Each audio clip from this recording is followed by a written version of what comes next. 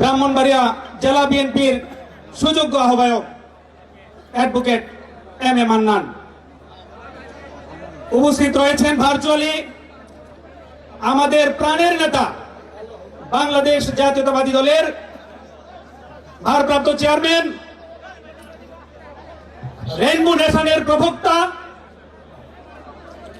18 কোটি মানুষের নয়নের মণি জননেতা জনাব তারেক রহমান মঞ্চে উপবিষ্ট রয়েছেন।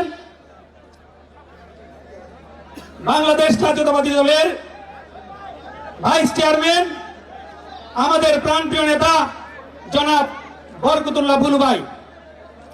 মঞ্চে আরো উপবিষ্ট রয়েছেন কুমিল্লা বিভাগীয় বাংলাদেশ জাতীয়তাবাদী দলের সাংগঠনিক সম্পাদক অধ্যক্ষ সেলিম ভুঁইয়া,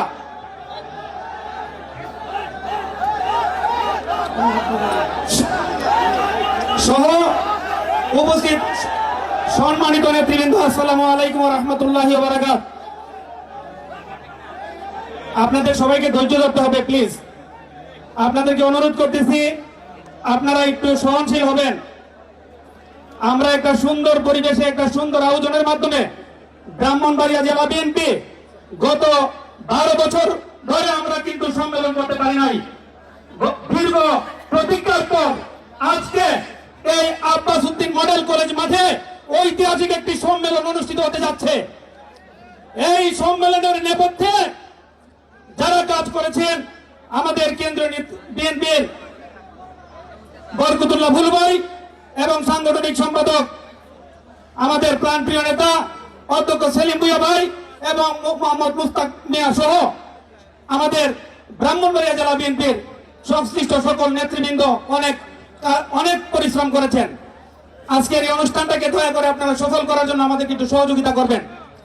আমি বেশি কিছু কথা বলবো না। প্রিয় নেতৃবৃন্দ, আজকের আমরা কিন্তু গত 17 বছর যাবৎ কোনো কথা বলতে পারি নাই। আমাদের গলার টুটি চেপে ধরে রেখেছিল, আমাদেরকে কোনো কথা বলতে দেওয়া হয় নাই। আমাদের ব্রাহ্মণবাড়িয়া জেলার 14টা ইউনিটের প্রত্যেকটা নেতা কর্মীর নামে অসংখ্য হুলিয়া ছিল। প্রতিদিন তাদেরকে হাজিরা দিতে হইতো। কোন আসামির যদি ওয়ারেন্ট হয়েছে অথবা কোনো প্রোগ্রাম যদি আমরা কেন্দ্র থেকে পাইতাম, তার আগে থেকে এমন ভাবে আমাদের উপর নির্যাতন চালানো হইতো। ঘর থেকে যদি নেতা কর্মীকে পাওয়া না যেত তাহলে তার পরিবারের উপর আক্রমণ করা হতো, আমাদের মা বোনকে নির্যাতন করা হতো, শিশু বাচ্চাদেরকে নির্যাতন করা হতো, বাড়িঘরের আসবাবপত্র ভাঙচুর করা হতো।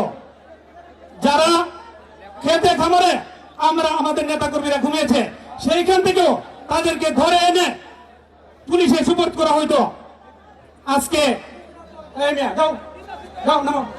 তোমাদের কথা বলতে পারতেছি না।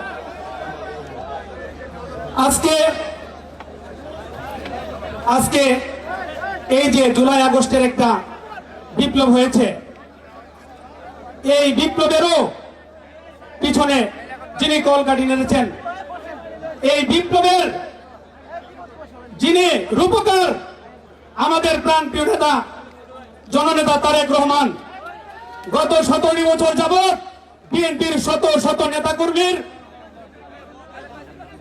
আত্মত্যাগের বিনিময়ে, অনেক গুমের বিনিময়ে, অনেক নেতা কর্মীর অন্ধত্বের বিনিময়ে, অনেক নেতা কর্মীর পঙ্গুত্বের বিনিময়ে অবশেষে জুলাই আগস্টে আমাদের বিএনপিরও প্রায় 1000-এর উপরে আমাদের বিএনপির এই আমার যুবদল ছাত্রদল সহ বিভিন্ন অঙ্গ সহযোগী সংগঠনের আমাদের নেতা কর্মীদের এই শহীদের বিনিময়ে এই 5 তারিখ বাংলাদেশ নতুন করে ছাত্র জনতার গণ অভ্যুত্থানের মাধ্যমে দেশ স্বাধীন হয়েছে। আমরা ব্রাহ্মণবাড়িয়াবাসীর একটা ঐতিহ্য রয়েছে।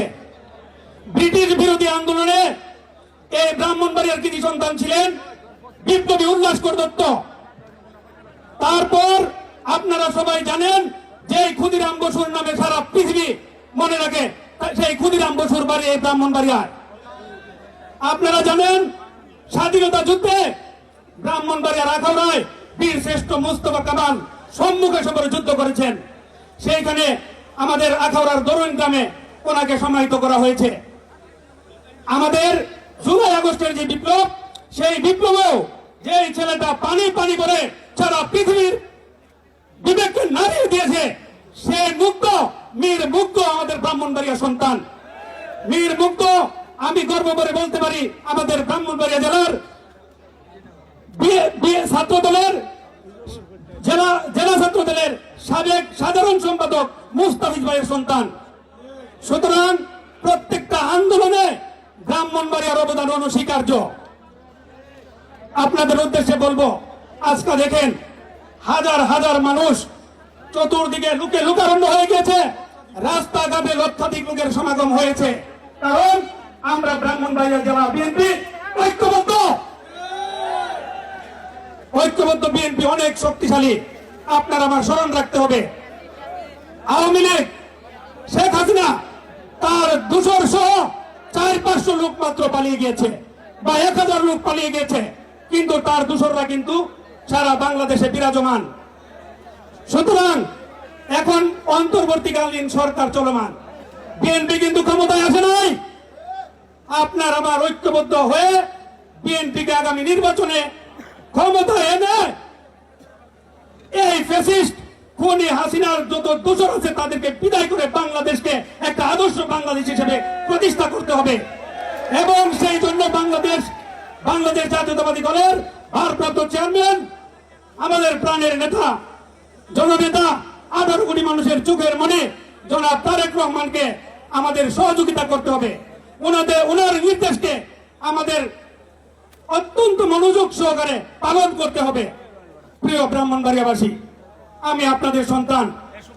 আপনারা জানেন আমাকে গুম করা হয়েছিল।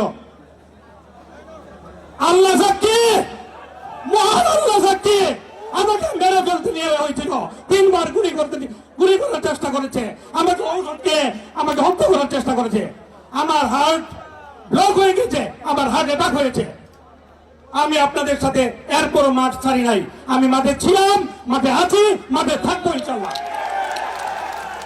প্রিয় ভাইয়ের আমার, কেন্দ্র থেকে যে নির্দেশ আসবে, আমি ব্যক্তিগতভাবে আপনাদেরকে অনুরোধ করব, সেই নির্দেশ আমি পালন করব, সেই নির্দেশ মেনে চলব, এবং আপনারাও ধৈর্য সহকারে সেই নির্দেশ মেনে চলবেন। এই বার্তাটা আমি আপনাদের কাছে পৌঁছে দিলাম। অনেক অনেক কথা বলেছি। আমি আপনাদের কাছে আমার জন্য দোয়া চাই, এবং আমি ব্যক্তিগতভাবে আপনাদের জন্য দোয়া করি। আমি কৃতজ্ঞতা জানাই ব্রাহ্মণবাড়িয়া জেলার 14টা ইউনিটের সকল নেতৃবৃন্দকে, যারা অক্লান্ত পরিশ্রম করে আজকের এই মহাসমুদ্র এইখানে তৈরি করে প্রমাণ করে দিয়েছেন ব্রাহ্মণবাড়িয়া জেলা বিএনপি পূর্বের যে কোনো সময়ের চেয়ে সবচেয়ে বেশি শক্তিশালী। আমি ধন্যবাদ জানাই আশুগঞ্জের নেতৃবৃন্দকে, যারা এক রাতে এত বড় একটা মহাযজ্ঞের ব্যবস্থা করতে সক্ষম হয়েছে। আমি মনে করি তারা অত্যন্ত ক্যাপাবল। তাদের উদ্দেশ্যে একটা করতালি।